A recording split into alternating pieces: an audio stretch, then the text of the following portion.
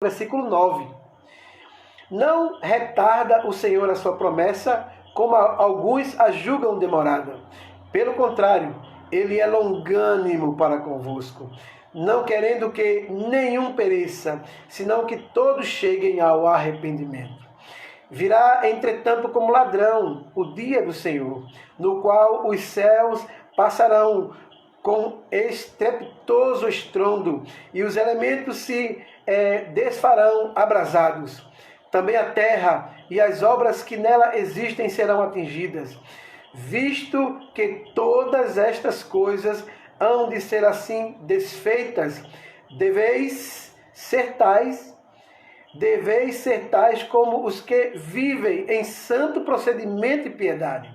Versículo 12. Esperando e apressando a vinda do dia de Deus, por causa do qual os céus incendiados serão desfeitos e os elementos abrasados se derreterão. Nós, porém, segundo a sua promessa, esperamos novos céus e nova terra, nos quais habita justiça. Versículo 14.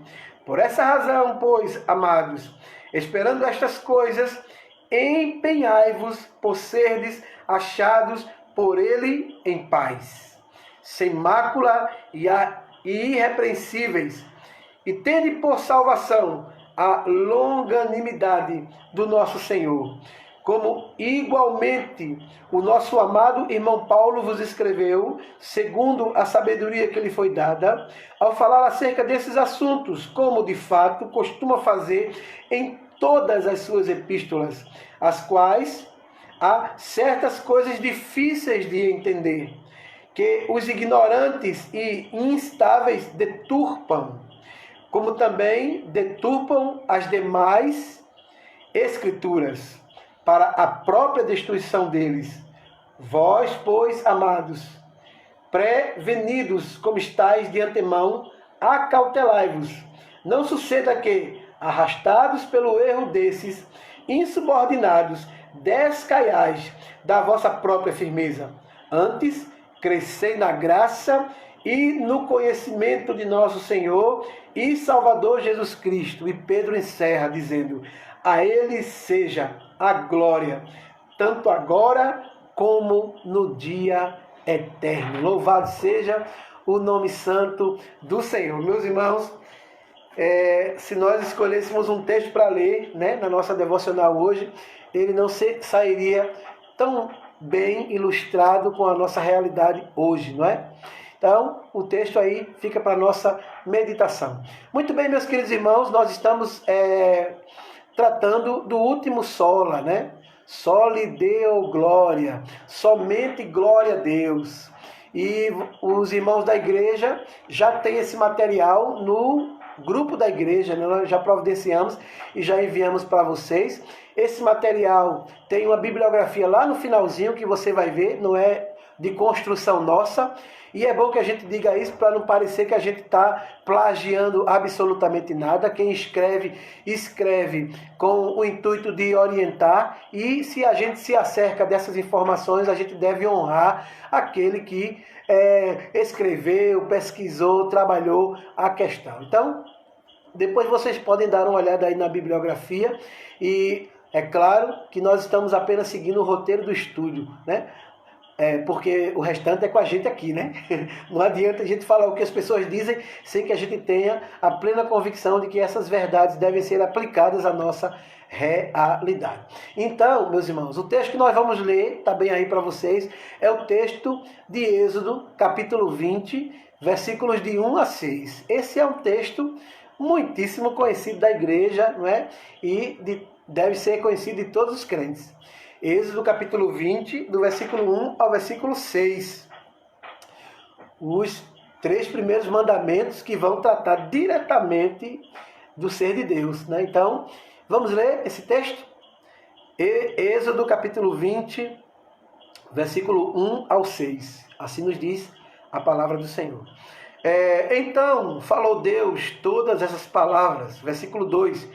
Eu sou o Senhor, teu Deus, que te tirei da terra do Egito, da casa da servidão. Não terás outros deuses diante de mim. Não farás para ti imagem de escultura, nem semelhança alguma do que há em cima nos céus, nem embaixo na terra, nem nas águas debaixo da terra. Não as adorarás, nem lhes darás culto. Porque eu sou o Senhor teu Deus. E olha bem aqui. Deus zeloso, que visita a iniquidade dos pais dos filhos até a 3ª e 4ª geração daqueles que me aborrecem.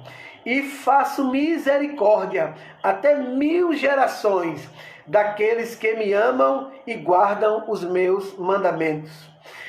Então, faço misericórdia até 1000 gerações daqueles que me amam e guardam os meus mandamentos. Então, esse é o elemento principal, não é? Dos 10 mandamentos, que define de fato o objeto da nossa adoração, o ser da nossa adoração, o Senhor da nossa adoração, né? O próprio Deus. Então, meus irmãos, irmã Gilsa, missionária, que coisa boa! Amém! Deus abençoe! É muito bom tê-la conosco aqui no computador, né? Glória a Deus! Irmãos, no nosso material aí, nós deixamos aí uma leitura bíblica diária que você pode utilizar para o seu devocional. Irmão Rominho, irmão Rômulo, que bom tê-lo aqui conosco, Deus abençoe. Tem aí uma lista de textos que você pode ler e servirem para o seu devocional, que vão tratar de verdade sobre a glória que é única e exclusivamente devida a Deus, não é? Então, você pode se acercar desse material e pode ler, né, durante toda a semana. Certamente a palavra do Senhor vai ser confortadora para o seu coração e também orientadora, né? Jesus disse, conheça a verdade e essa verdade vai te libertar. E ele disse, examine as Escrituras, porque você cuida ter nela a vida eterna e são elas que de mim testificam. Então, pessoal, esse quinto sola, esse quinto pilar da nossa fé, ele cria uma oposição direta à teologia, não é? De um outro grupo cristão, né? O grupo católico apostólico romano da Idade Média, por conta de algumas coisas que a gente vai poder ver aqui, né? Nós estamos falando dos pilares da fé, então nós estamos nos reportando à igreja da Idade Média, a igreja do período Reforma, né? Então, uma das bandeiras, você está vendo aí no material, que uma das bandeiras dos reformadores era uma defesa dos 2 primeiros mandamentos. Então, os reformadores lutavam, né? Brigavam, defendiam de todos os meios exatamente os 2 primeiros mandamentos, que faziam uma oposição direta, né, à veneração dos santos, que era um elemento extremamente utilizado na época da Reforma, dentro do bojo da estrutura da igreja cristã, não é? Então, o adorador daquela época, ele se prostrava diante dos santos, ele venerava as relíquias, ele tinha os padroeiros. Então, os reformadores corajosamente fizeram oposição a esse tipo de adoração, a esse tipo de culto, né? A esse tipo de atitude, mostrando que o único ser digno de ser adorado ou venerado é Deus. Então, a teologia reformada, ela admite que muitos irmãos do passado se destacaram pela sua vida cristã. E nós não descartamos essas verdades, não é? Nós sabemos de muitos piedosos, antes do período da Reforma, no período da patrística, no período da igreja primitiva, no período dos pais da igreja. Tinham homens, de fato, que se prostravam diante do verdadeiro Deus, né? Irmã Edileuza, se prostravam diante do verdadeiro Deus para adorá-lo, e eram homens piedosos, de uma estrutura espiritual, de dar inveja a qualquer homem, não é? Nós encontramos aí Agostinho, nós encontramos o o próprio Policarpo, você vai encontrar Savonarola e por aí vai, João Rus, você vai encontrar homens que eram extremamente voltados para a Escritura. E nós não podemos negar que esses homens, de fato, viveram uma vida cristã piedosa, que a gente pode dizer assim, de fato foram homens de Deus, e não apenas homens de Deus, como também mulheres de Deus, que durante a sua vida piedosa demonstraram a sua fé em Cristo, o seu amor pelo Deus Pai Todo-Poderoso e fizeram realmente um destaque na vida, nas suas histórias e na vida da igreja. Mas eles não devem ser venerados, não devem ser adorados. Não se deve ter um culto exclusivo ou uma festa exclusiva para eles, porque simplesmente eles cumpriram aquilo que é prerrogativa de todo cristão. E é exatamente isso que a teologia reformada, né, a teologia da igreja cristã, ela vai defender. Temos pessoas, de fato, que nós devemos glorificar a Deus por suas vidas.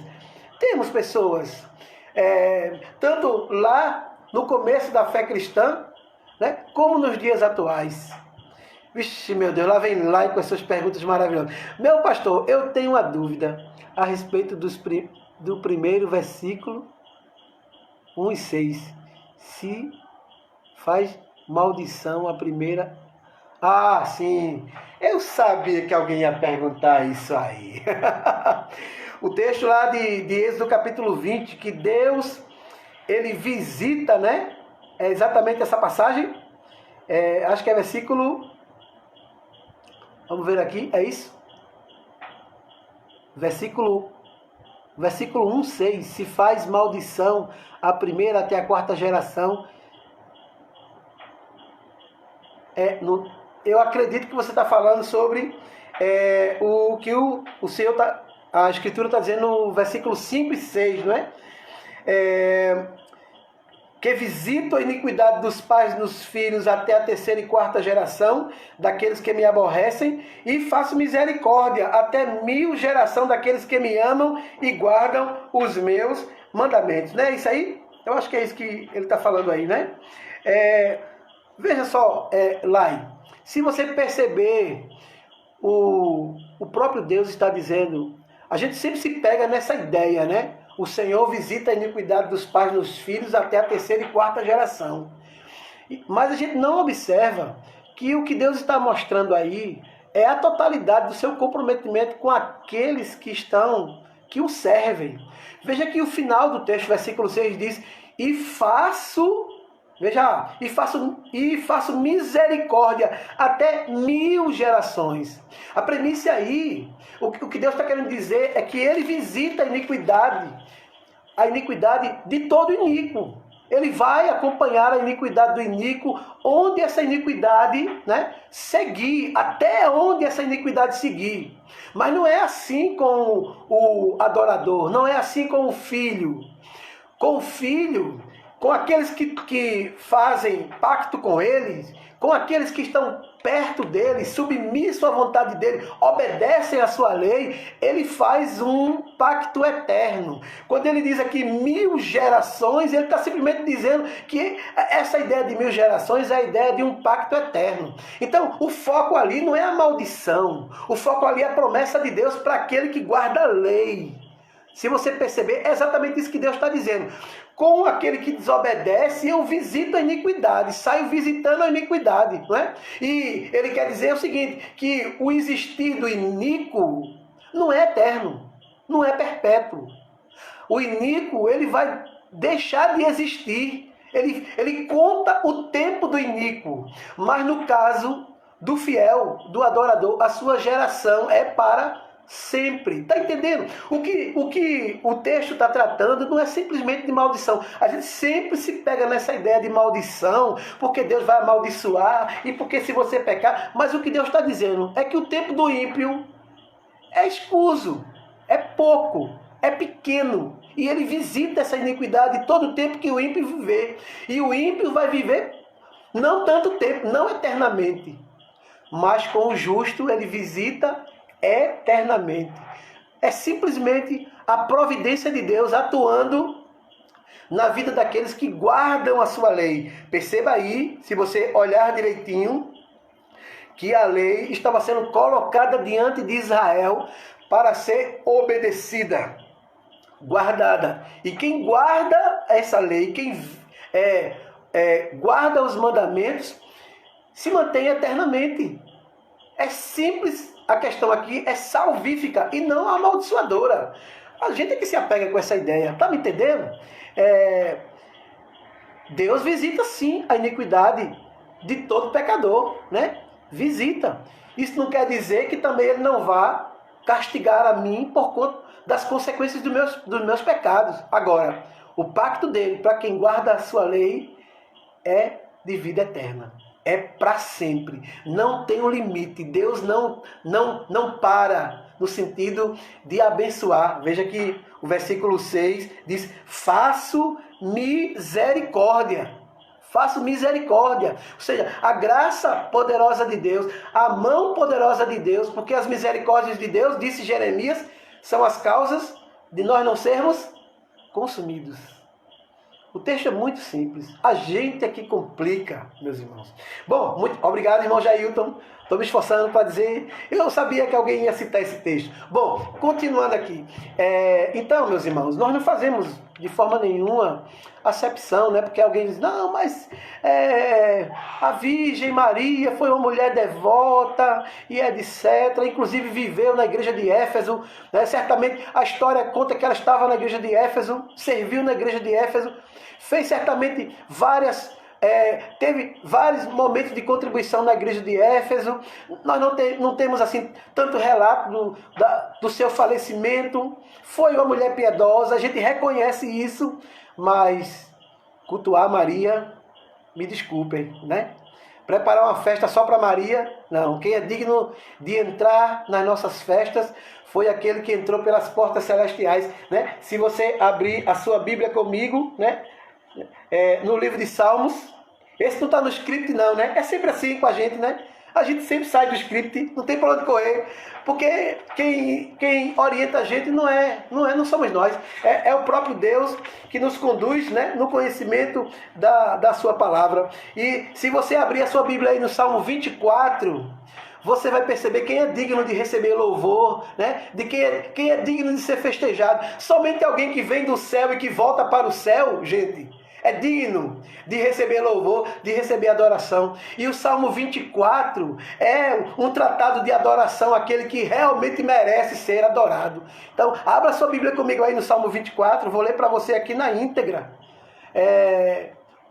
O único ser vivo que encarnou aqui na terra e que entrou no céu pelas portas. Até onde eu tenho conhecimento, foi o Filho de Deus, Jesus Cristo. E esse sim é digno de receber a nossa adoração. Mas olha como diz o Salmo 24. Ao Senhor pertence a terra e tudo o que nela se contém. O mundo e os que habitam. Fundou-a ele sobre os mares e sobre as correntes a estabeleceu. E a pergunta do salmista.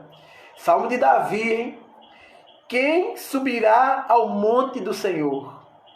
Quem há de permanecer no seu santo lugar? Aí o próprio Davi responde: o que é limpo de mãos e puro de coração, que não entrega a sua alma à falsidade, nem jura dolosamente. Aí o versículo 5 ele diz: este obterá do Senhor a bênção e a justiça do Deus da sua salvação. Tal é a geração dos que o buscam, dos que buscam a face do Deus de Jacó. E aí o salmista sai, né, dessa concepção de olhar para cima e agora olha de cima para baixo. Ele diz: levantai, ó portas, as vossas cabeças. Levantai-vos, ó portais eternos, para que entre o Rei da Glória. E aí o salmista pergunta: quem é o Rei da Glória? Presta atenção na próxima expressão.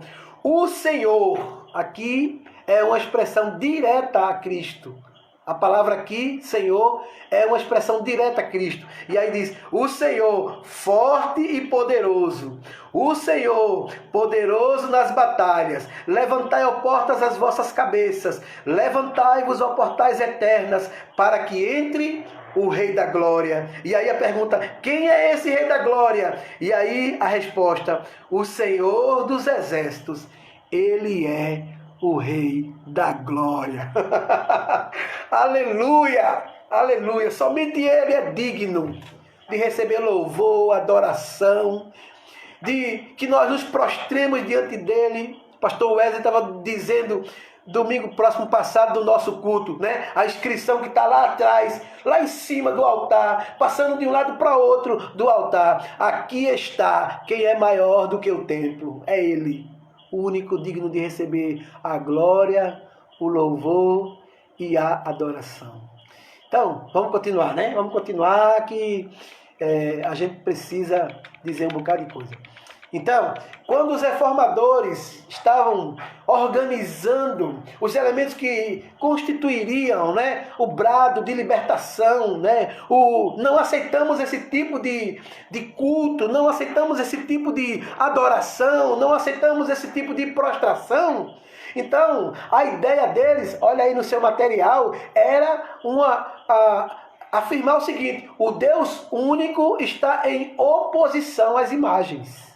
Essa é uma verdade, meus irmãos. Um ponto fundamental da teologia reformada é conhecido pela expressão latina que nós estamos aqui usando como tema, né? Soli Deo Gloria. Glória somente a Deus. Eu andei falando aí, acho que não lembro quando, né? A idade já não me ajuda tanto, infelizmente. Mas eu estava falando de como os latinos, né? O pessoal de língua hispânica, fazem essa distinção entre a honra aos homens e a adoração a Deus, né? E eles fazem isso através dos aplausos. E quando eles querem honrar um homem, um ser humano normal, eles dizem: não, existem homens. Presbítero Josemar, que bom ter você aqui. Irmã Maria José, Deus abençoe você também. Os latinos dizem que quando se quer prestigiar, né, honrar um homem ou uma mulher que fizeram alguma coisa louvável, então a gente aplaude com as mãos na altura do peito, porque somos iguais, então o aplauso é assim. Mas quando a gente quer honrar, louvar e bendizer a Deus com as nossas palmas, a gente precisa levantar as mãos lá em cima, porque Ele é o Altíssimo, né? No Guarani, o nome Deus é Nhandejara. Nhandejara é o Altíssimo, o Deus Altíssimo, o que está acima de tudo e de todas as coisas, né? Então, é assim que os reformadores estavam agora olhando para a estrutura de culto da igreja medieval, não é? E as informações que estavam sendo disseminadas, as orientações que estavam sendo disseminadas, as prostrações que estavam sendo feitas aos santos, às relíquias e aos padroeiros, eles estavam simplesmente dizendo: nós nos opomos a isso porque acreditamos que nós só podemos dar glória a Deus. Então, com essa bandeira, os reformadores enfatizaram o ensino bíblico que somente Deus merece adoração. Somente Deus merece ser adorado, né? Então, refletindo assim o ensinamento da singularidade de Deus. De acordo com a Escritura, não há mais de um Deus. Irmã Severina, Deus abençoe. Certamente o presbítero Valderi está de lado, né? Muito bem. Há um só Deus vivo e verdadeiro. Jaziel Gomes escreveu um livro exatamente com esse tema, o Deus vivo e verdadeiro. Lá ele usa a expressão Jeová para Deus, né?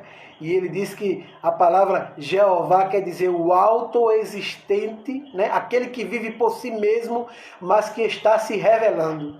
Então, esse é o único Deus vivo e verdadeiro. Então, na prática, essa doutrina bíblica não apenas proíbe a adoração de qualquer criatura, né, tais como anjos, santos e relíquias, mas também a adoração de Deus, do Deus de Israel, na forma de qualquer criatura.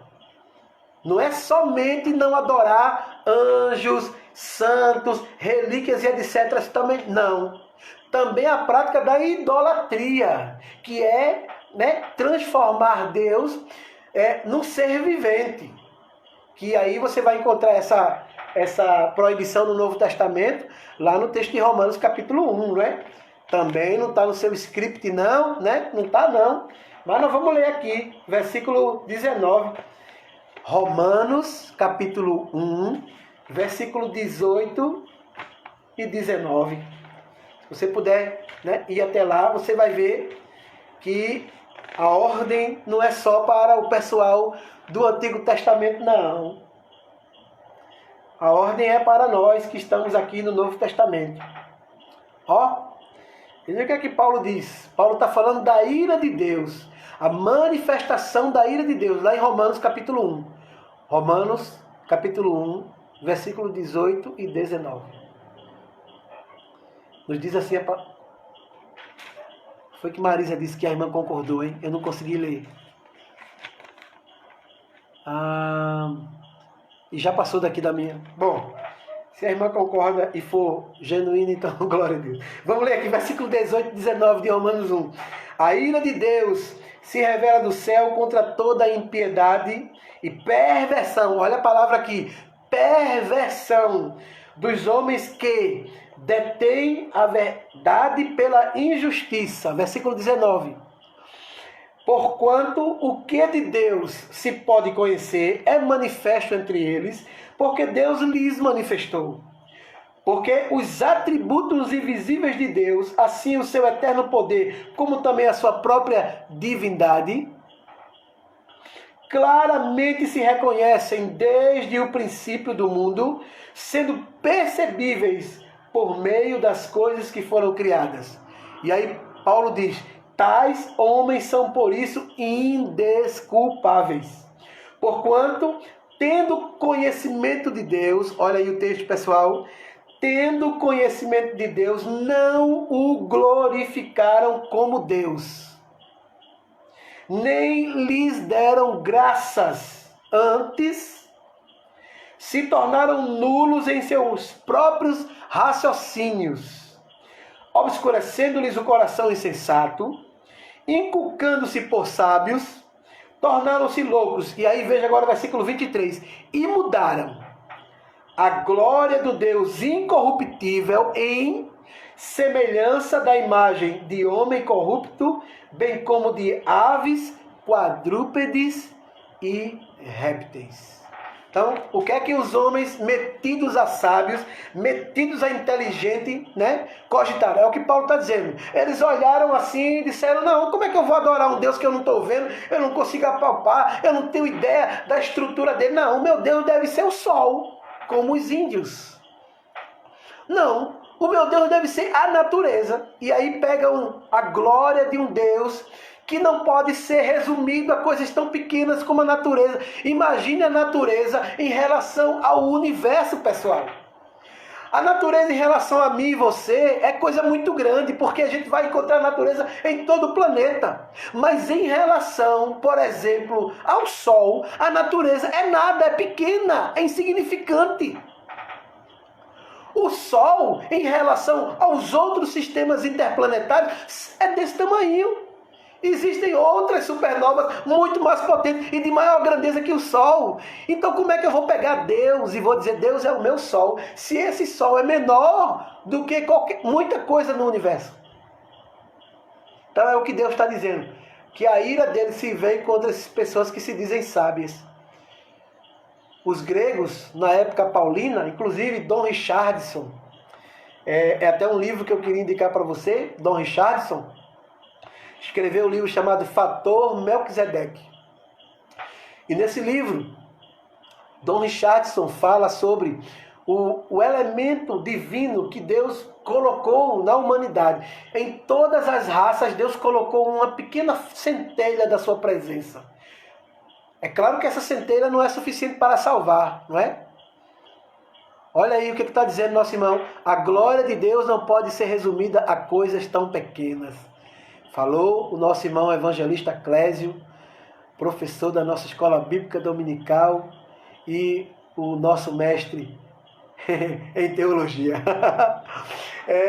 Meus irmãos, Don Richardson disse o seguinte, que em toda a humanidade há uma centelha de Deus, uma informação sobre Deus, que ele mesmo plantou no coração do indivíduo, do habitante daquela cultura. Essa centelha, essa informação, ela não é suficiente para salvar o homem, mas ela é suficiente para trazer ao seu entendimento a existência da divindade. E Don Richardson conta que no meio do panteão grego, né? É aquele texto do apóstolo Paulo escrevendo sobre o Deus desconhecido, no livro de Atos dos Apóstolos, quando Paulo entra no Areópago e diz, vocês são supersticiosos aqui, eu tenho visto que vocês têm vários deuses aqui, e eu descobri que tem um altar aqui feito exclusivamente para um Deus desconhecido. E aí Don Richardson explica o que é aquilo lá do texto de Atos dos Apóstolos. Ele explica que na estrutura do panteão grego, esse altar foi erguido, né? Justamente porque os gregos sofreram uma peste e eles fizeram todo tipo de petição, né, de rogo, de oração a todos os deuses do panteão. É capítulo 17 de Atos dos Apóstolos que eu estou falando, viu? A todo tipo de deuses do panteão grego, e eles não conseguiram resolver o problema da praga, então eles saíram pedindo a todos os deuses. Então alguém muito inteligente diz, pode ser, porque oravam e não se resolvia a prova, a situação. Não se resolvia. E aí eles disseram, pode ser que exista um Deus que nós não conhecemos, e esse Deus é o responsável por esse castigo a nós. Então vamos erguer aqui um altar a esse Deus desconhecido. Isso antes de Jesus Cristo vir, né? Antes de Jesus Cristo passar pela terra, antes de se formular, né, os evangelhos, antes de Paulo começar a doutrinar, né, a ensinar nas suas epístolas, muito antes. Então eles pensaram, muito bem, isso é um colaborador abençoado. Eu agradeço, viu, Clésio? Então, antes mesmo de se ter qualquer menção ao Evangelho, então os gregos estavam dizendo, vamos erguer aqui um altar a esse Deus desconhecido, vamos fazer rogos a ele, para que essa praga, para que essa peste, para que esse mal seja retirado daqui. E eles fizeram esse altar, rezaram, né? Fizeram as suas petições a esse Deus desconhecido, e a praga cessou. Eu não posso dizer que a extinção daquele mal foi por ocasião desse altar, né? Não estou dizendo isso, nem Don Richardson.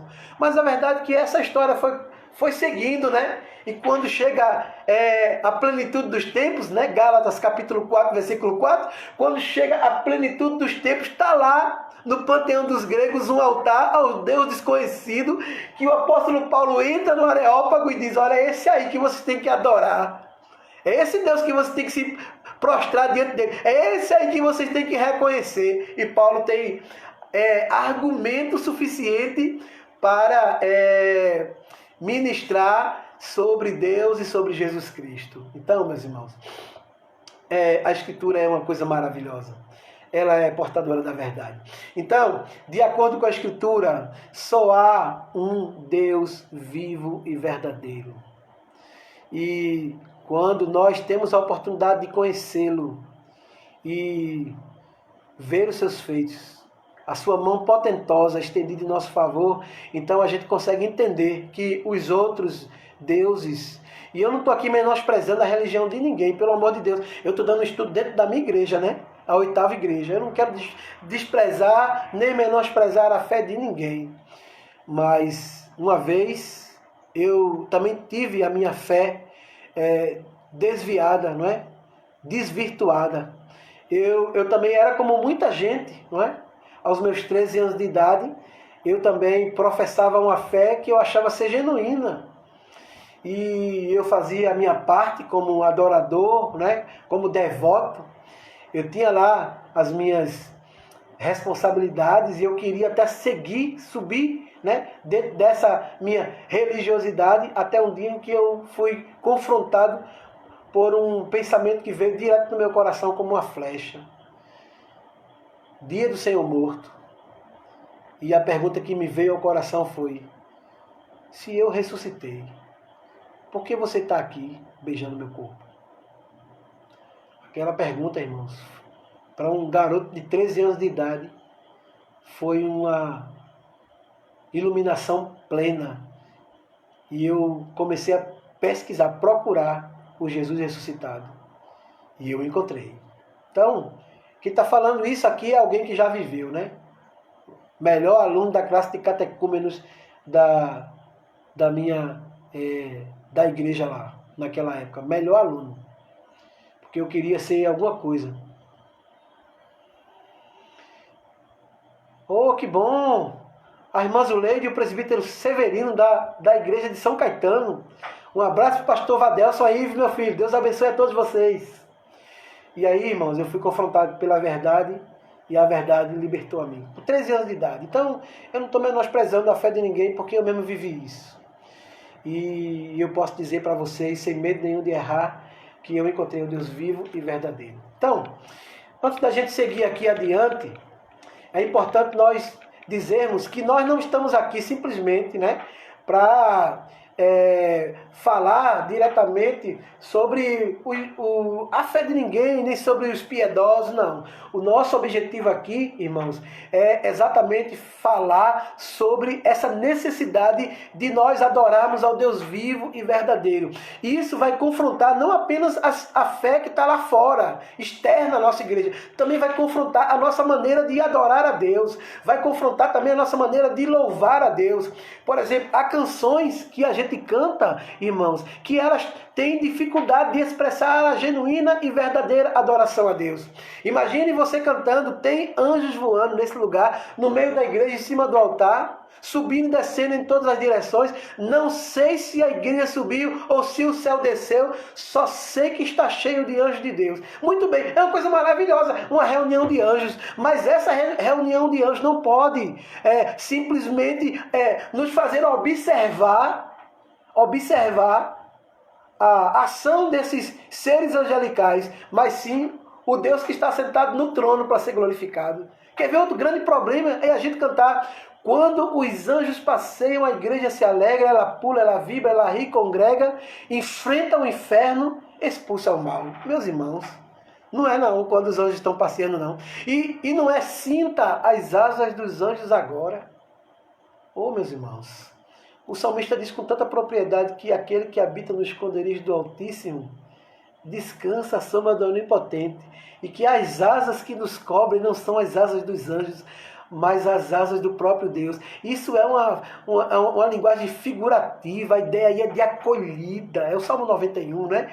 É a ideia de acolhida, de como a galinha agasalha os seus pintinhos, nós estamos protegidos debaixo do crivo, da mão poderosa do nosso Deus. Não é anjo, não é o poder da nossa palma, não é absolutamente nada disso é objeto da nossa adoração. O nosso louvor e a nossa adoração tem que direcionar-se única e exclusivamente a Deus. Única e exclusivamente a Deus. Ele é o objeto da nossa adoração. Pastor Wesley, seja bem-vindo. Então, nosso objetivo aqui é nos lembrar de que Deus, ele é objeto da nossa adoração. Então, com relação à prática católica romana, é notório que a adoração aos santos é uma das partes principais da vida devocional da Igreja Católica. Mas aí essa é uma questão exclusivamente deles. Nós precisamos olhar para o que a Escritura diz, não é? Sobre qualquer tipo de adoração que não seja Deus. Por exemplo, o que a Escritura diz com relação à intercessão? A quem nós devemos orar? A quem nós devemos pedir? O que a Escritura diz? É isso que eu gostaria que você pudesse nessa noite meditar comigo. A Escritura afirma que temos um intercessor diante de Deus. E somente um intercessor. Se você puder abrir sua Bíblia comigo aí, Romanos capítulo 8. Romanos capítulo 8. Versículos 33 e 34. Olha o que nos diz a Escritura Sagrada.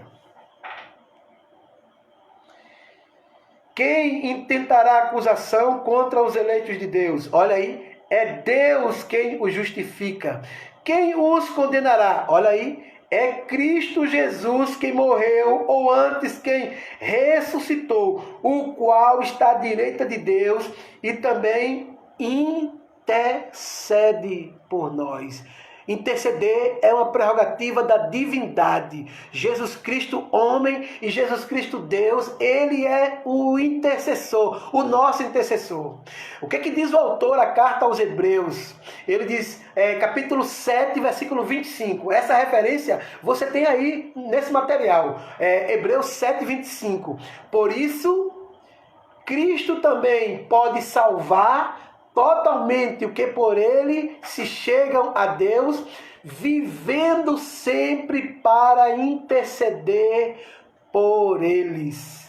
E se você acha isso difícil, glória a Deus, só há um intercessor. Se você acha isso difícil, você pode chegar no capítulo 17 do livro do Evangelho de João, e você tem lá um capítulo inteiro de Jesus como intercessor, intercedendo pela igreja, pelos discípulos, intercedendo por aquela multidão que estava ao redor dele e intercedendo por aqueles que ainda haveriam de crer no seu nome. Então ele é o único intercessor, não há nenhum outro intercessor que possa chegar diante de Deus, porque todos estamos debaixo do crivo do pecado, né? O próprio apóstolo vai dizer aqui em Romanos que todos pecaram e destituídos estão da glória de Deus, que o salário do pecado é a morte, e todos nós fomos manchados, defeituados, deformados pelo poder do pecado. Então, a Escritura afirma, ela é clara ao afirmar que há um só mediador entre Deus e os homens. Olha bem, pessoal, isso não é a minha fala, não sou eu que estou dizendo isso aqui. É a Escritura quem diz que só há um único intercessor entre Deus e os homens, um único mediador entre Deus e os homens. E aí a Escritura diz, Cristo Jesus, homem. Então, não há base escriturística, né, para absolutamente se defender a ideia de santos ou piedosos intercedendo no plano espiritual por nós. Agora, é claro que na vida material, né, abrindo aqui um precedente, então nós não vamos mais orar uns pelos outros? Não, aí é diferente, né? Muito bem, olha, isso aí o meu secretário aí está colocando o capítulo 17 de João, um capítulo inteiro apresentando Cristo como único intercessor. E o texto que nos diz que há um só mediador entre Deus e os homens. Então, é claro que nessa vida nós temos a responsabilidade. Olha, menino, isso é uma igreja, Jesus Cristo. Lá postando aí Timóteo 2,5. Você pode ir lá conferir as referências. Eu, inclusive, vou até abrir o texto e ler aqui com vocês. Mas com relação à intercessão, igreja amada, todos nós temos a responsabilidade de interceder uns pelos outros. Mas essa intercessão diante do Pai é uma atitude de reverente oração. São pecadores suplicando por pecadores, não é? São pecadores clamando por pecadores.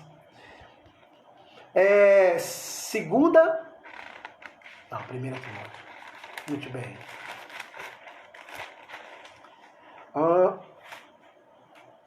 1 Timóteo, viu? Porque não tem aí a referência, mas é 1 Timóteo capítulo 2, versículo 5. É o texto que nós lemos agora há pouco. Bom? Portanto, há um só Deus e um só mediador entre Deus e os homens, Cristo Jesus. Então, meus irmãos, a intercessão diante de Deus, espiritualmente falando, não existe. Agora, nós podemos juntos orar uns pelos outros, interceder uns pelos outros, clamar uns pelos outros. Isso é prerrogativa nossa. A gente pode pedir ao Senhor por alguém que está enfermo, clamar ao Senhor por alguém que está precisando de uma porta de emprego, suplicar a Deus que ajude um outro irmão e etc. Isso é uma tarefa nossa, é um clamor nosso, orar uns pelos outros. Agora, interceder direto diante do Pai, só Jesus Cristo. E é só por ele que essa mediação é feita. Outra coisa, somente Deus pode nos dar proteção contra o mal. A Escritura tem um ensinamento sobre isso. O próprio Jesus nos ensinou a orar. Não nos deixes cair em tentação, mas livra-nos do mal. É bem verdade que existem aí os santos protetores, né? E cada um se pega a um tipo de fé, à sua maneira, é claro. Mas olha o que a Escritura está dizendo, Mateus capítulo 6, que na oração que Jesus deixou, há uma petição exclusiva para nos livrar do mal. Então, quem pode nos livrar do mal, segundo a Escritura, é o próprio Deus. Foi Ele que permitiu que Jó fosse tocado em sua prosperidade, em sua família, e fosse afligido do alto da cabeça à sola dos pés. Como diz o texto de Jó, capítulo 1, versículo 12. Foi Deus. Deus chegou para Satanás e perguntou: viste meu servo Jó? Viste meu servo Jó? Sem problema, meu irmão Lai citou o texto e com propriedade, viu? O Senhor chegou para Satanás e cogitou sobre Jó. E Jó disse: me dá ele aqui, põe ele aqui na minha mão. Conjecturando, né? Põe ele aqui na minha mão. E o Senhor disse: posso fazer o que você quiser com ele, menos tocar-lhe a vida. Ou seja, é o Senhor, meus irmãos. É o Senhor. Em tempos de aflição, em tempos de dificuldade, em tempos de lutas, nós temos que entender que o Rei da Glória é o único que tem poder para nos livrar do mal. Capítulo 6, versículo 22 de Daniel, nos diz que ele impeliu que os leões ficassem longe de Daniel. Ele não permitiu. E quando soltaram lá os servos do rei, não é? Eles foram tragados pelos mesmos leões, que ficaram quietinhos. E é claro, meus irmãos, que Deus está no controle de tudo. É Deus quem pode nos livrar do mal. Outra coisa, quem é que pode conceder bênçãos a nós? Os seres vivos que morreram, ou os seres humanos que são corrompidos? De acordo com a teologia daquela época, né? Do período medieval e dos dias atuais, dos outros cristãos, né, os cristãos católicos, os santos são nossos mediadores diante de Deus e assim podem obter benefícios temporais e espirituais para nós, não somente por suas orações, mas também por seus méritos. Então, pelos méritos de um ou daquele, né, eu não sei aqui quem fez a sua prece, né, para aquele que casa, né, o padroeiro do casamento, né, amarrou o santinho lá no pé de bananeira, colocou ele de cabeça para baixo na água, ou coisa parecida, pendurado, não sei, para receber o mérito. Quero dizer para você que nada disso pode produzir o efeito da bênção de Deus. A bênção de Deus é irrestrita, é potentosa, é poderosa, vem do Pai das luzes, em quem não há sombra de dúvida, de variação. Quando ele abençoa para toda a posteridade, como você leu aqui no capítulo 20 do livro de Êxodo. Então, nós podemos única e exclusivamente receber as bênçãos a partir do poder desse Deus. Olha o que a Escritura diz que Deus pode fazer. Quem a todos dá vida, respiração e tudo mais, diz Atos capítulo 17, versículo 25. Você tem essa passagem aí no seu material. É Deus quem faz vir a chuva sobre justos e injustos. Mateus 5 e 45. O Salmo 104 é um longo louvor a Deus por ser o Criador e sustentador de tudo que existe. Muito bem.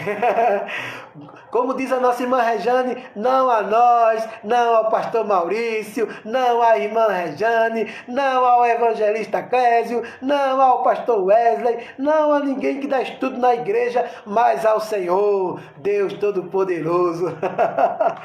Meus irmãos, é Ele que nos abençoa. De sorte que absolutamente nada pode acontecer a nós.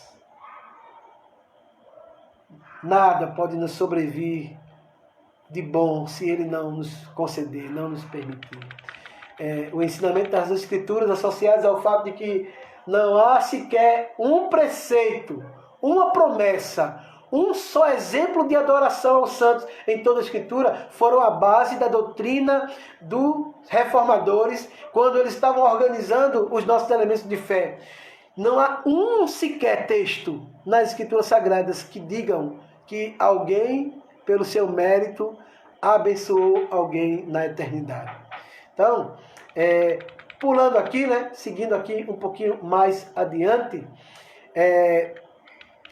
eu não vou entrar nesse próximo argumento aí que vocês têm em mãos, porque eu não quero de fato servir aqui de polêmica, confrontando a religião de ninguém, né? Mas aí, os reformadores fizeram em segundo lugar aí, o segundo ponto, o Deus único, também ele tem oposição às relíquias e aos padroeiros. E, infelizmente, eu tenho que dizer isso aqui. Uma extensão de adoração aos santos é uma adoração às suas relíquias. Relíquias são objetos pertencentes ou supostamente pertencentes a cristãos piedosos do passado, que no decorrer do tempo foram canonizados. E deixa eu abrir aqui um parênteses. Por que eu vou falar sobre essas relíquias? Porque essas relíquias não são apenas aquelas relíquias lá do passado, não. Hoje em dia tem muita gente dizendo-se evangélico que está cultuando as relíquias.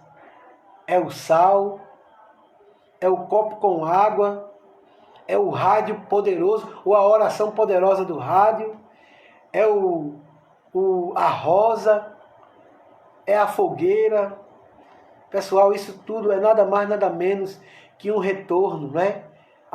O tempo em que a Igreja da Reforma combateu esse tipo de culto, esse tipo de adoração, esse tipo de prostração. Alguém vai dizer, não, mas eu não estou cultuando quando eu coloco um copo com água em cima de um rádio lá, e eu não estou cultuando, eu estou recebendo as bênçãos que vêm sobre esse copo, mas é exatamente essa a ideia. Ó, pessoal, se existisse, não se sabe quanto se gastou de madeira para se tirar pedacinhos da cruz de Cristo naquela época e se vender pedacinhos da cruz de Cristo. Se dizendo passar, né, se dizendo ser pequenas lascas da cruz de Cristo. Uma extorsão gigantesca na tentativa de fazer a igreja se tornar rica. E eles conseguiram fazer, não é? Os degraus santos onde as pessoas iam para lavar os seus pecados. E, infelizmente, as pessoas não conseguem perceber essas coisas acontecendo nos dias atuais. Quando você troca a adoração ao Deus vivo e verdadeiro por qualquer coisa, qualquer objeto que você coloca na sua frente como elemento de bênção, como elemento da bênção, é uma relíquia espiritual. E nós não podemos aceitar isso, porque a Escritura condena. A Escritura diz que a glória é só de Deus. Você pode pular quantas fogueiras for. Me desculpa aqui a referência. Exatamente, presbítero Josimar. Isso é misticismo. E, em última instância, é outro tipo de religião ocultista. Então, como igreja, nós precisamos estar atentos a esse tipo de coisa. Não é porque você está colocando a mão sobre um elemento físico que a bênção de Deus vai acontecer. Porque nada vem para nós se não for pela vontade poderosa de Deus. Então, essas relíquias, elas eram muitas. Fiapo de roupa, fiapos do manto de Jesus, pedaços da unha dos santos, pedaços de dente dos santos, fios de cabelo dos santos. Imagine, irmão. E muitos outros objetos que... Então, os reformadores naquela época não podiam aceitar esse tipo de adoração, esse tipo de mentira, né? Um dos grandes papas daquela época tomaram um dos piedosos, Agostinho, disse, ô piedoso santo, vão comigo conhecer a grande Basílica de São Pedro. E passeou com o Santo Agostinho lá, por toda a extremidade daquele templo suntuoso, rico, cheio de ouro e de prata, e virou para o pesquisador, não é? O santo, disse, hoje, citando Pedro, né? Hoje nós não precisamos mais dizer, não tenho prata, nem tenho ouro. Ao que Agostinho acudiu, é vossa santidade. Mas também hoje também não podemos dizer levanta-te e anda. Sim, de certa forma, é um desvio da verdade, né? Porque quando você fala heresia aí, você está falando de um desvio da verdade. Quando você pega a verdade e você deturpa a seu bel prazer, a sua própria vontade, você está produzindo uma heresia, que é uma deturpação da verdade. Então, quando eu faço esse tipo de coisa, no meio evangélico, sim, é uma heresia, não é? Olha a pergunta da irmã Jane. E ungir as pessoas com óleo é certo e bíblico, como já vi em muitas igrejas? Olha, minha irmã, tem o seu quê de verdade e não, né? Para que servia o óleo naquela época? Por que se ungia as pessoas com óleo naquela época? Tinham vários motivos, né? Tinha um motivo espiritual? Tinha. O sacerdote ou até o profeta usavam o óleo para ungir pessoas separadas para um ministério.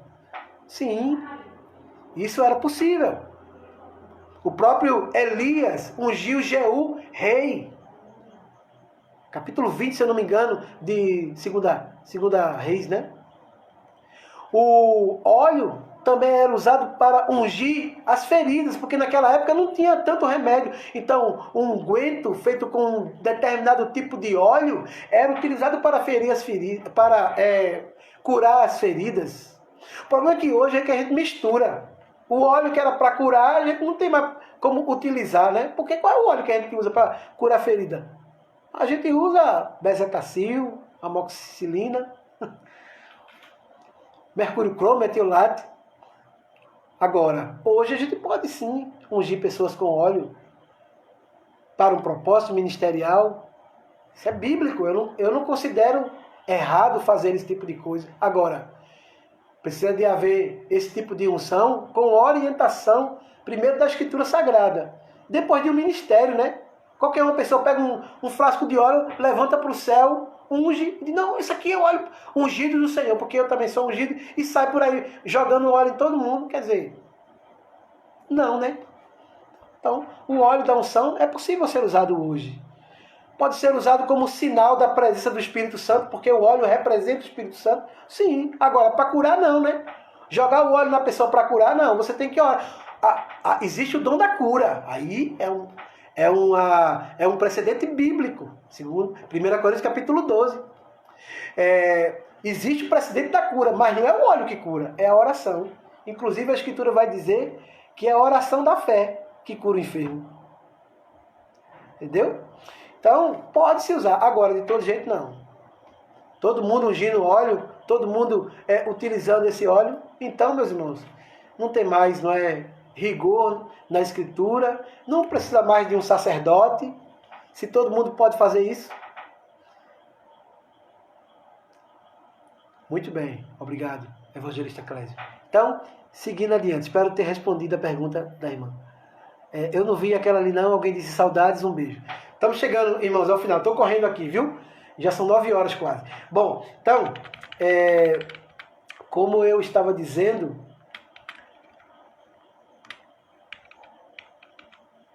no governo do imperador Constantino, isso é um dado histórico, começou a ocorrer a exumação de cadáveres de cristãos piedosos para que fossem enterrados em lugares mais vistosos, né? Não, tem um túmulo ali de um santo, tira ele dali e vamos levar ele para determinado lugar, eu não vou dizer a palavra não, mas vocês estão entendendo, né? Determinada igreja. Então, isso foi ordenado pelo próprio imperador. Ele queria que as solenidades das religiões pagãs fossem assimiladas pelo cristianismo para tornar a religião cristã mais aceitável pelos pagãos. Então, até certo tempo, isso foi, né, corroborando a igreja. Pois é. Então, os crentes que ungem com azeite, eles precisam ter autoridade para fazer isso. E quando eu falo de autoridade, eu estou falando de um ministério, de uma igreja. Porque ninguém tem autoridade para fazer esse tipo de coisa, senão reconhecidamente no seio da comunidade, da congregação. O Antigo Testamento vai mostrar isso. Não era qualquer um que pegava o óleo e saía ungindo, não. Eles precisavam ter reconhecimento. Lembra de Davi, ungido rei? Quem foi que foi ungir Davi? Foi qualquer um? Foi não, foi Samuel. Quando Moisés iria deixar o ministério e precisava se estabelecer um novo líder, Josué, como é que foi feito lá? Foi feito com unção. Mas quem foi que fez essa unção? Quem foi que fez essa unção? Foi o sacerdote. E depois dele ser ordenado, no caso de pastor, precisa de fato uma ordenação. Bom, não vou nem entrar nessa questão aí porque ela é polêmica. Bom, seguindo aqui, meu povo. Então, esse atrelar, né, dos cultos pagãos, porque, pessoal, existiam muitas reverências pagãs aos mortos. Então isso foi trazido para dentro da igreja cristã daquela época, foi associado aos cultos, associado às liturgias, e foi se aceitando isso, porque alguns tinham lá os seus rituais e não queriam abrir mão, porque estavam se convertendo, entre aspas, porque o rei era convertido. Então, a Escritura, além de condenar a invocação e adoração, e a adoração de qualquer criatura em lugar de Deus, nada tem a dizer sobre jurisdições confiadas aos santos. E ela retrata, porém, o sepultamento de crentes piedosos e a ação de Deus por meio desses irmãos. Por exemplo, Jacó e José pediram que seus corpos fossem levados do Egito para a terra prometida. Aí é diferente. Mas não há registro de que seus corpos tenham sido adorados ou colocados no templo, nem carregados em procissões, nem colocados em altares. Seu pedido apenas refletia sua fé na promessa de Deus. Nenhum dos dois queria ficar lá no Egito. Todos eles queriam que até os seus corpos estivessem centralizados na promessa. Então, deixa eu seguir mais adiante aqui. No Novo Testamento, há o relato de que a simples colocação de um enfermo sobre a sombra de Pedro foi suficiente para que ele fosse curado. Verdade. Isso pode acontecer. O Senhor estava querendo dar testemunhos tremendos no meio daquela comunidade e a vida piedosa de Pedro certamente estava nesse auge, nesse afã. Pedro estava realmente no lugar certo e na hora certa. Estou falando do capítulo 5 de Atos.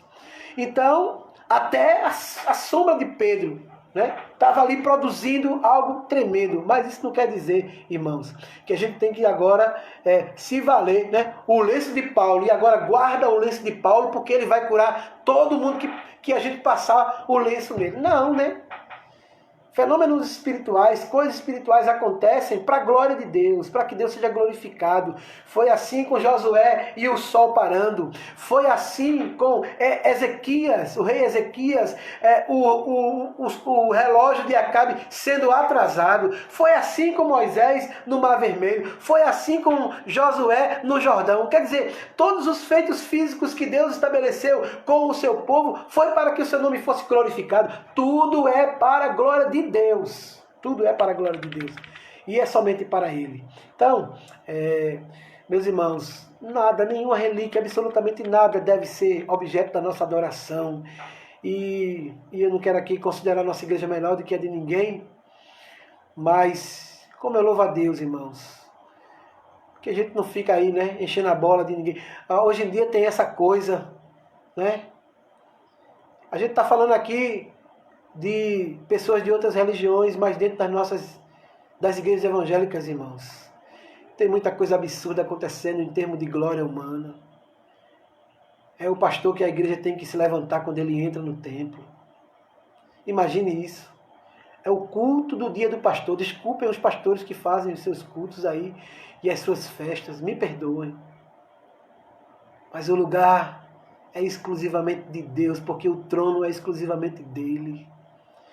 São as pessoas que que precisam dizer aos seus pastores: muito obrigado pela oportunidade que o Senhor tem me dado. Quero agradecer ao meu querido pastor. Como se que o ministério fosse obra humana. Como se que quem levanta e quem faz cair não fosse Deus, o Deus Todo-Poderoso. Irmãos, nós vivemos um tempo, por conta dessa nossa hegemonia capitalista, que as pessoas vivem atrás de glória e as outras pessoas vivem querendo dar glória. Não sei se alguém aqui já assistiu o testemunho de um dos grandes homens de Deus que iniciaram os cultos na televisão, o pastor Jimmy Swaggart. Quando esse homem caiu, irmãos, e ele fraquejou na fé, infelizmente, ele foi em rede nacional se retratar. E quando alguém perguntou para ele na entrevista: pastor, a quem o senhor atribui a sua queda? Ele disse: eu estava muito alto e era necessário que Deus puxasse o meu tapete para que eu viesse a entender que a glória é exclusivamente dele. Irmãos, ele é Senhor em todas as instâncias na igreja, não é o pastor, porque o meu pastor é isso, o meu pastor é aquilo, porque é um santo homem de Deus, corrompido, caído, falho, cheio de defeitos, que se não fosse a graça de Deus que o sustentasse, seria nada, absolutamente nada. E eu não tenho medo de dizer isso aqui não, sabe por quê, meus irmãos?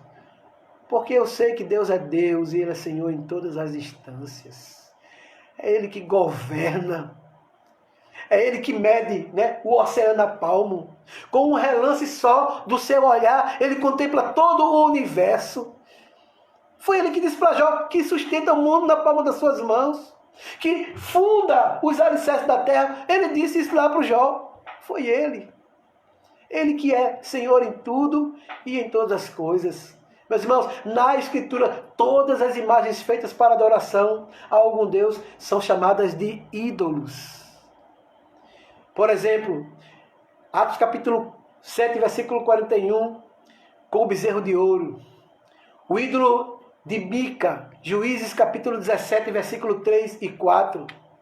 Os ídolos de Jeroboão em 1 Reis 12, 28.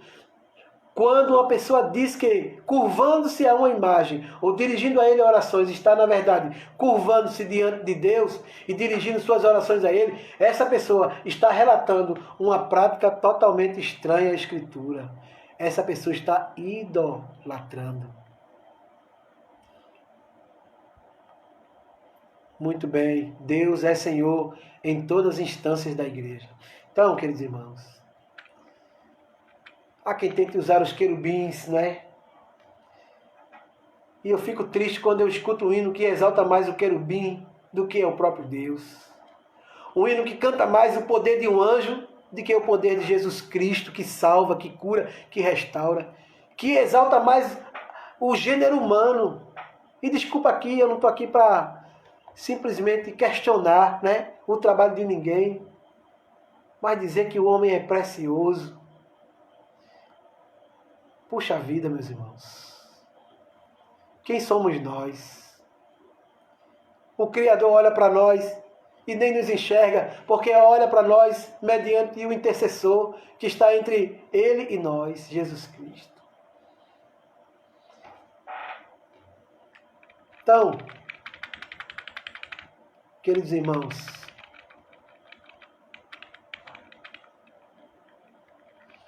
não existe isso dentro da estrutura da igreja, não é? Próximo ponto aí fala sobre essa questão aí que as pessoas estão levando para si como elementos de fé, né? A água do Rio Jordão, o sal grosso, como eu já falei, o herói que arrasta multidões.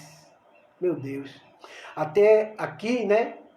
O nosso estudo tratou da afirmação da doutrina da glória de Deus, em oposição ao pensamento antigo, ao pensamento da Igreja Católica, né, com relação à adoração das relíquias. No entanto, a realidade de grande parte da comunidade evangélica hoje, é o que nós estamos falando aqui, da nossa época, faz com que essa doutrina tenha especial relevância hoje. Hoje. No mundo evangélico, uma imensa multidão de pessoas tem sido atraída por pastores que agem como heróis religiosos. São os supercrentes, imbatíveis, infalíveis, intocáveis, inquestionáveis. Muito bem, irmã Rejane. A nossa justiça, né? Isaías diz que a nossa justiça é como trapo de imundície diante do Deus Todo-Poderoso. Então, irmãos, eu quero aqui lançar esse desafio para nós. Cada dia nós sejamos mais glória dada a Deus. Nós tivemos uma pequena falha aqui na nossa... A minha internet está um pouquinho ruim esses dias. Bom, pessoal, para a gente caminhar para o fim, a glória de Deus é o objetivo máximo de todas as coisas. Olha aqui. De acordo com o Catecismo Maior de Westminster, o fim supremo e principal do homem é glorificar a Deus e gozá-lo para sempre. Essa é a principal primícia do Soli Deo Gloria. É o que diz o Catecismo Maior de Westminster.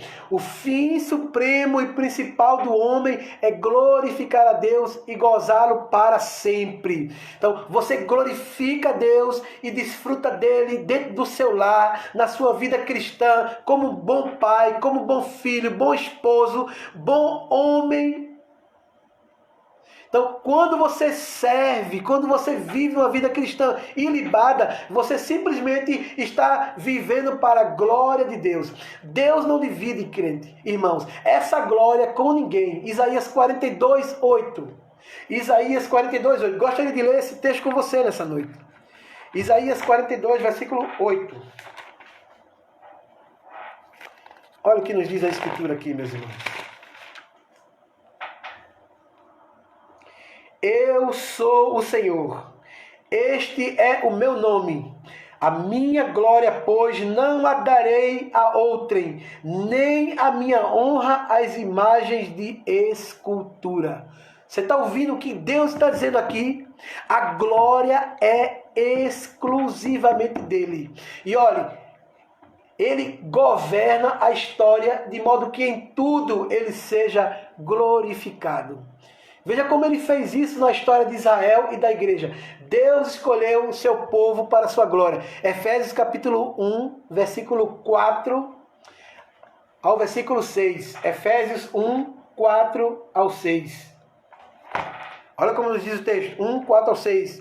Assim como nos escolheu nele, antes da fundação do mundo, para sermos santos e irrepreensíveis perante ele, e em amor nos predestinou para ele, para a adoção de filhos, por meio de Jesus Cristo, segundo o beneplácito da sua vontade, para louvor da glória de sua graça, que ele nos concedeu gratuitamente no amado. E o amado aqui, você sabe bem, é Jesus Cristo.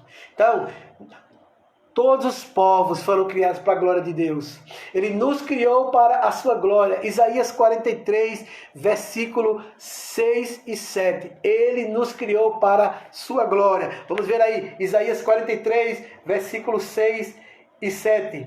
Direi ao norte, entrega, ao sul, não retenha. Trazeis meus filhos de longe, minhas filhas das extremidades da terra, e a todos os que são chamados por meu nome, e os que criei para minha glória, e que formei e fiz. Olha o texto lindo, maravilhoso. Ele nos criou para a sua glória. Ele chamou Israel para a sua glória. Isaías 49, versículo 3. Isaías 49, versículo 3. E me disse, tu és meu servo, és Israel, por quem hei de ser glorificado. Então, meus irmãos, é esse Deus que exige, o objetivo nosso é glorificar o nome do Senhor. Então, meu irmão, quando você estiver lá com seu instrumento musical, ou com seu instrumento de 10 cordas nas suas mãos, ou simplesmente cantando a capela, não se esqueça, não cante a natureza humana, não cante a exaltação humana, não cante a sua própria necessidade. cante louvores que adoram e bendizem o nome do Senhor. E aqui eu quero me lembrar do nosso amado irmão presbítero Luciano, né? O cântico 65 dos Salmos e Hinos. Grandioso és tu, aleluia. Ele é grandioso, ele é poderoso para todo sempre. Amém. Então, meus irmãos, tem muitas outras passagens que você pode aí se acercar delas, mas o meu horário está acabando, então eu vou correr aqui, né? Também vemos a pessoa de Cristo dentro desse objeto de glorificação, ou objetivo de glorificação. O Senhor Deus buscou a glória do Pai em tudo que fez. E esse texto de João, capítulo 7, versículo 18, eu gostaria de ler com vocês. João 7, 18. Estou gostando tanto dessa Bíblia que eu estou ficando afiado nela. João 7, versículo 18 diz assim: quem fala por si mesmo está procurando a sua própria glória. Mas o que procura a glória de quem o enviou, esse é verdadeiro, e nele não há injustiça. Olha Jesus. Ele tinha tudo para ser adorado nos céus, cultuado no universo, celebrado na terra. Todos os seres prostrados ao seu redor. E ele abre mão de tudo isso, se esvazia de si mesmo. Vem para padecer aqui, né? Na sua humilhação, no seu período da humilhação. E tudo que ele queria era glorificar o Pai que está nos céus. Também o ministério do Espírito Santo é glorificar o Filho de Deus. João 16,14 vai dizer isso. Deus instruiu-nos a fazer todas as coisas para a glória dele. 1 Coríntios, vamos ler, meus irmãos, 1 Coríntios capítulo 10, versículo 31. 1 Coríntios 10, 31. Muito bem. 1 Coríntios 10, 31. Vamos abrir aqui a escritura. Versículo 31. Portanto, quer comais, quer bebais, ou façais outra coisa qualquer, fazei tudo para a glória de Deus. Então, irmãos, somente Ele deve ser louvado. A adoração devida é só a Ele. Só Ele é digno da nossa adoração. Eu quero terminar lendo com vocês o texto de Romanos, capítulo 11. Essa fala poética, né? Versículo 33 a 36. Esse é o texto que eu quero terminar com vocês o estudo dessa noite. Espero ter podido alcançar aí vocês e as suas perguntas. É forte, né, irmã Luciana? É forte mesmo. Glória a Deus por isso. Que bom que a gente não se cala de dizer as verdades. Fala com respeito, né? Porque a gente não deve desrespeitar a fé de ninguém. Mas, se você vê alguém à beira de um abismo e você não lhe avisa que ali tem um abismo, então você está sendo negligente. E essa é a palavra da Oitava Igreja. Nosso objetivo aqui é apontar para o único e vivo caminho que é Cristo. A única e viva leitura que é da palavra de Deus. O único meio pelo qual nós devemos ser salvos, que é a fé. E a única condição estabelecida a nós, que é a graça. Então, nós queremos não acusar ninguém, mas defender aquilo que cremos e defender aqui, diante de todos os irmãos e diante de todos aqueles que nos derem a honra de participarem conosco. Você já abriu sua Bíblia em Romanos 11, 33? Se você quiser ler esse texto aí em voz alta, não tem nenhum misticismo nisso não, viu? Não vai estrondar, abalar, Caruaru, porque você vai ler esse texto em voz alta, não. Mas uma coisa eu garanto para você, você vai se afirmar mais, ainda mais. Porque esse texto é uma declaração de confiança. Assim como a gente faz a nossa declaração de confiança, né? A alegria do Senhor é a nossa força, essa daqui é a declaração de confiança do apóstolo Paulo. Olha como ele diz aqui no versículo 33. Ó profundidade da riqueza, tanto da sabedoria como do conhecimento de Deus, Quão insondáveis são os seus juízos e quão inescrutáveis os seus caminhos. Quem, pois, conheceu a mente do Senhor? Ou quem foi o seu conselheiro? Ou quem primeiro deu a ele para que ele venha a ser restituído? Versículo 36. Porque dele e por meio dele e para ele são todas as coisas. A ele, pois, a glória eternamente. Amém. Foi um prazer, meus irmãos, estar com vocês. Ver essas pessoas queridas que eu tanto amo. Tão bom ver aqui os números aumentando. Estou vendo aí a nossa irmã Sandra postando alguma coisa aí, atualizando o status. Muito bem. Que Deus continue abençoando vocês, irmãos. Eu estou com uma saudade enorme de vocês, dos nossos cultos, o nosso momento de koinonia. Oh, meus irmãos, como eu sinto falta daquele momento. Eu acho que algumas pessoas que vão nos visitar dizem, meu Deus, que zorra é essa? É um agarra-agarra, um abraça-abraça, um fala daqui, um fala dacolá. Mas como eu estou sentindo falta desse momento de koinonia na nossa igreja, meus irmãos. Mas é muito bom estar aqui com vocês, nessa sala de estudos, enquanto nós estamos respeitando as autoridades e aguardando que toda essa gama de situação passe, para a gente voltar a cumprir os nossos compromissos como igreja.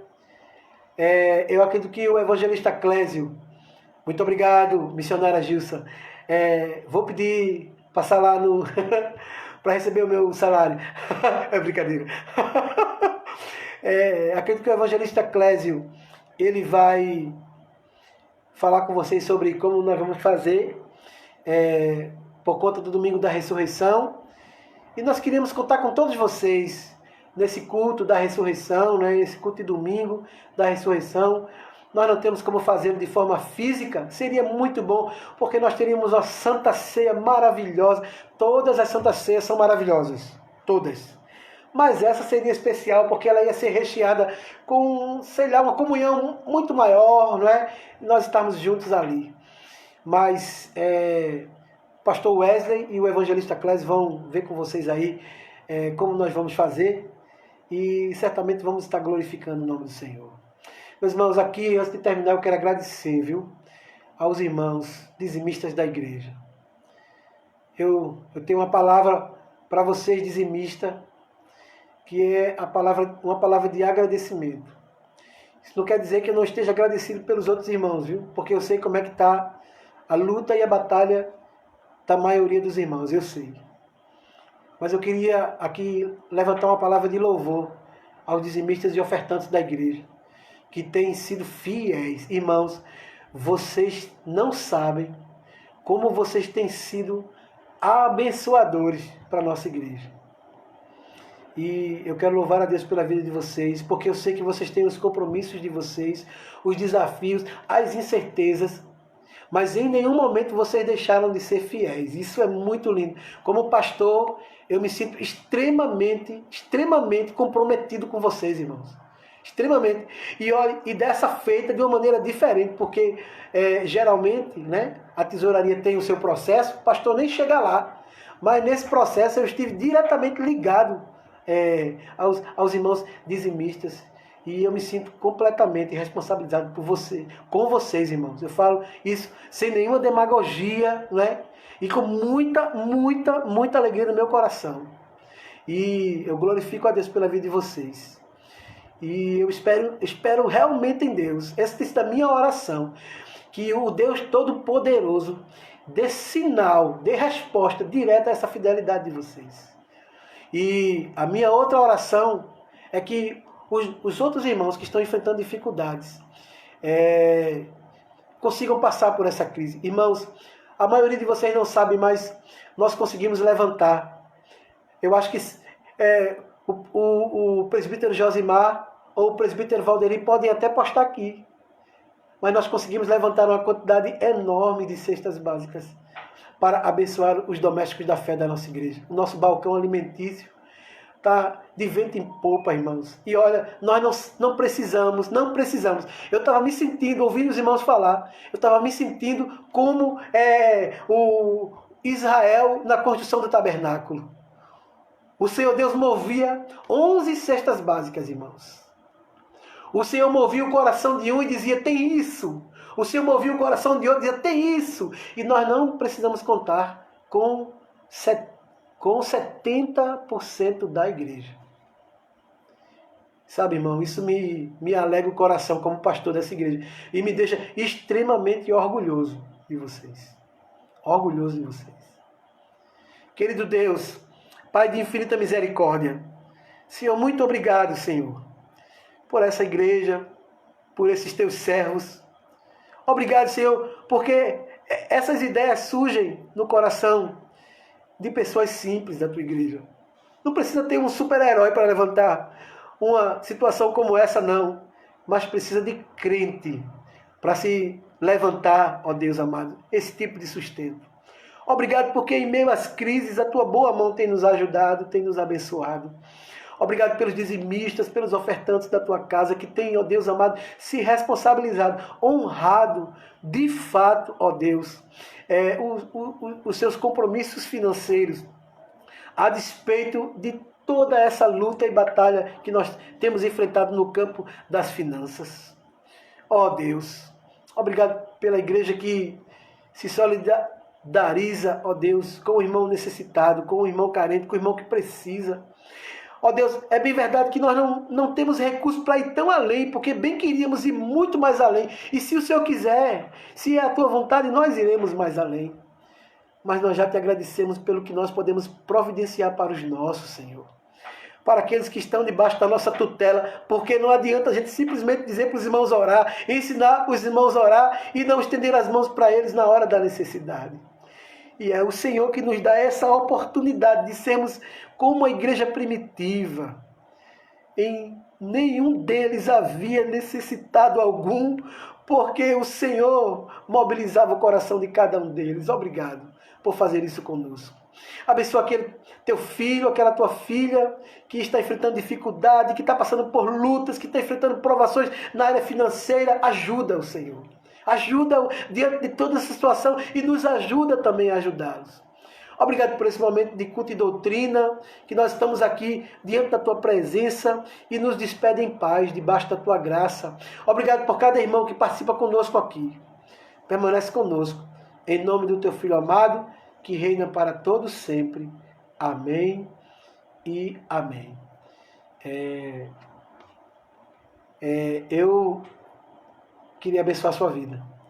Que o amor de Deus, nosso Pai, a graça de nosso Senhor e Salvador Jesus Cristo, a comunhão, as divinas e eternas consolações do Espírito Santo, sejam sobre todos nós e sobre todo o povo de Deus, agora e para todos sempre. Amém. A alegria do Senhor é a nossa força. Deus abençoe a todos, meus irmãos.